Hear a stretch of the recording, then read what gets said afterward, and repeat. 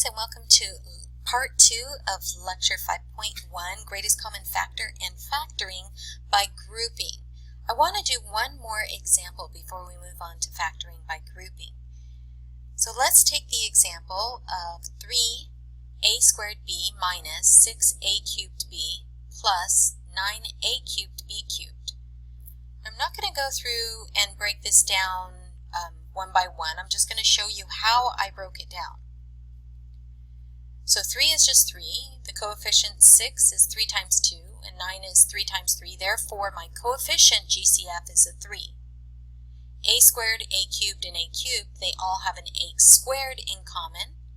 And then b, and b cubed, they have a b in common. So my greatest common factor is 3a squared b. Now here's why I'm bringing into this particular problem this particular example is because my first term is my GCF. So if I remove that whole entire first term, what will be left behind? I have to multiply it by something to get back there if I factor it out. So if you do that, it is by 1. Okay, so to get back that term, if I just removed it and didn't multiply it by anything, I'd lose the term. So I must multiply it by 1 before I factor it out. And then you can see how the rest of it is written out. So my GCF times 1 minus my GCF times 2a, which is the remaining of the second term, plus my GCF times 3ab squared, which is left behind of my third term. And therefore, after I pull out the 3ab squared, I get 1 minus 2a plus 3ab squared.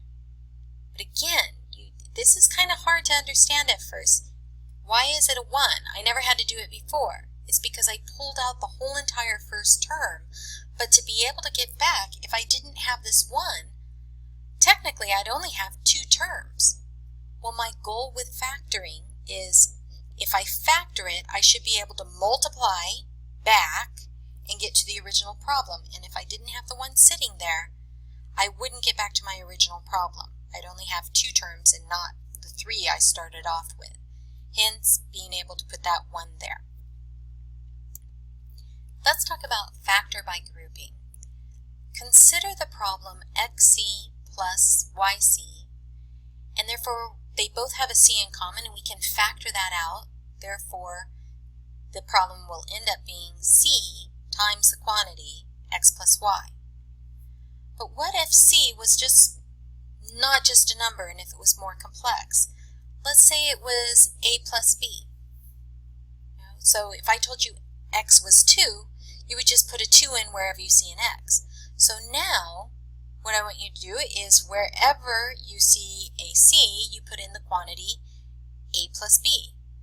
If that's the case, then x times a plus b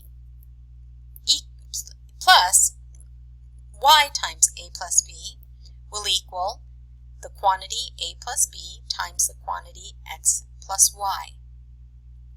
You're going to need this idea to factor polynomials that don't just have a monomial in common like we were doing in the previous examples, but now it's going to actually have a polynomial in common. For the following problem, we're going to use factoring by grouping to figure out what we can factor out. So let's consider xy plus 3x plus 2y plus 6. Now I'm going to take the first grouping. I literally just kind of put parentheses around 2 terms. I do want to be careful. Everybody's positive here, so I don't have to worry about this plus hanging out. Or if it was a subtraction, I'd have to make sure it went along with the 2 and then put an addition in between. So just be careful how you're breaking things up. Now I'm going to factor the first group. So xy plus 3x, they have an x in common, so I can pull out the x and it becomes x times y plus 3. Let's factor the second group. 2y plus 6, I can pull out a 2, and that becomes 2 times quantity y plus 3. Now my problem originally was xy plus 3x plus 2y plus 6 becomes x times the quantity y plus 3 plus 2 times the quantity y plus 3. Since they both have a y plus 3 in common, I can factor it out, and I have y plus 3 times the quantity x plus 2. Now I said that was grouping 1 because I want to show you if I decide to group it a little bit different. So here's the original problem, xy plus 3x plus 2y plus 6. If I decide to change it around, I have the commutative rule that I can do, the commutative property, that I can change addition around without it affecting my outcome. And I decide to group it in a way that it's xy plus 2y in one group and 3x plus 6 in another group. Will I get the same answer? Now, if all goes well, so xy plus 2y, I'm going to factor out the y they have in common, and that leaves behind a 2 plus x plus 2. 3x plus 6, I can factor out a 3, therefore leaving behind x plus 2. They both have an x plus 2 in common, so I can factor the x plus 2 out, and therefore x plus 2, quantity, times y plus 3 is exactly the same as I got before, because multiplication, I can change the order and it doesn't matter. So yes, depending on why did I show you this, because sometimes it might be easier to group two things versus another two things.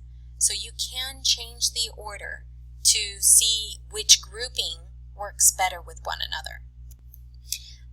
Let's factor ax plus bx plus ay plus by. Breaking it down into groups, I'm going to take the first two terms and group them, and therefore ax plus bx will factor into x times a plus b. My third and fourth terms I will group and factor ax plus by into y times a plus b, leaving me with x times quantity a plus b plus y times quantity a plus b. And of course they both have an a plus b in common, so I'm going to factor the a plus b. Therefore a plus b quantity times x plus y will be our end factoring.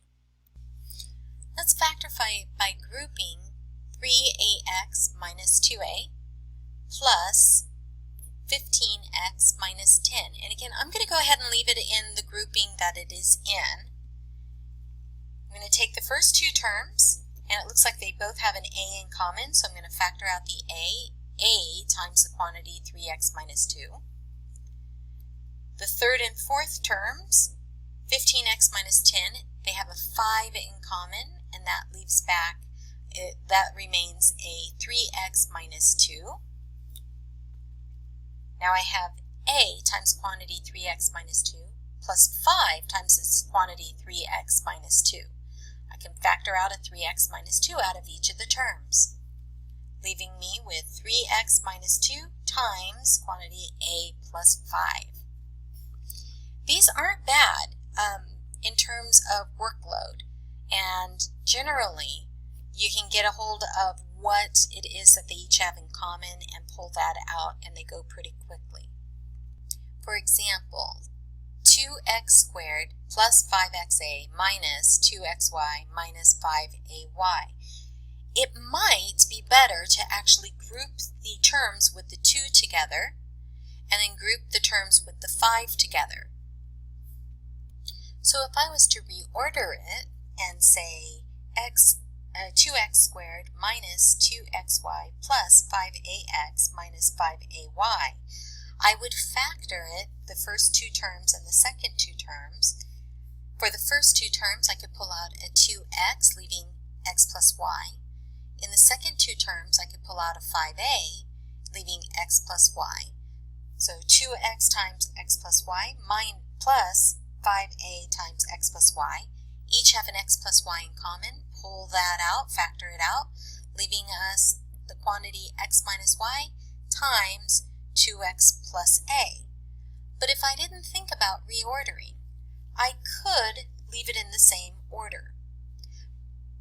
But I have to be very careful about this because 2x squared plus 5ax, I can pull out an x, leaving behind the 2x plus 5a.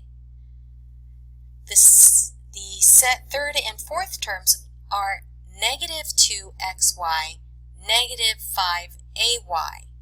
I need to understand that I can pull out a negative y, and then that would leave me 2x plus 5a. If I just pulled out a y, I would get negative 2x minus 5a, and negative 2x minus 5a is not the same thing as 2x plus 5a, so I wouldn't be able to go forward with the next step to actually completely factor it if I didn't recognize that there is a negative as well, like a negative 1, that I can factor out.